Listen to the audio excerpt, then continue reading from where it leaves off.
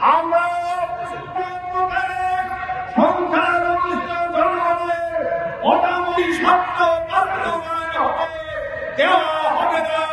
বাংলার জনগণ আমরা বর্তমানে সরকারকে বলে দিতে চাই আমরা অভিনন্দন জানিয়ে আমার কথা শেষ করছি।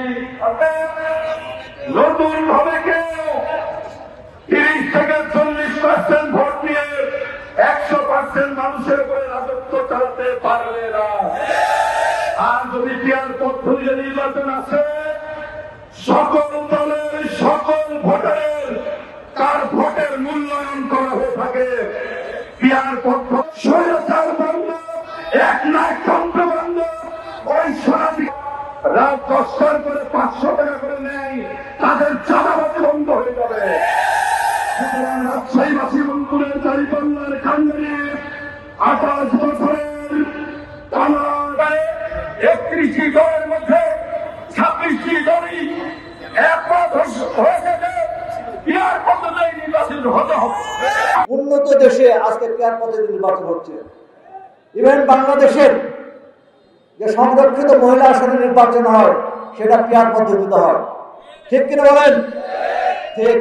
আর আপনি বলছেন বাংলাদেশের মানুষ পিয়ার পদ্ধতি বোঝেন না।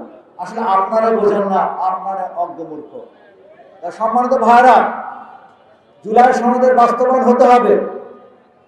ত্যাগ আর রক্তের বিনিময়ে যে দ্বিতীয় স্বাধীনতা আসছে সেটাকে স্থায়ী করার জন্য অবশ্যই জুলাই সনদের বাস্তবায়ন অবিলম্বে প্রয়োজন। আজকে 31টি দলের মধ্যে 26টি দল জুলাই সনদের অবিলম্বে বাস্তবায়ন চায়। আগামী নির্বাচনের আগেই গণভোট চায়। কিন্তু দুঃখের বিষয়, একটি বড় দল যারা নিজেকে বড় করে এখনো মনে করছেন, আপনার সঙ্গে বড় ছিলেন, কিন্তু বড়রা ছোট এটা তো প্রমাণিত আগামী নির্বাচনের মাধ্যমে।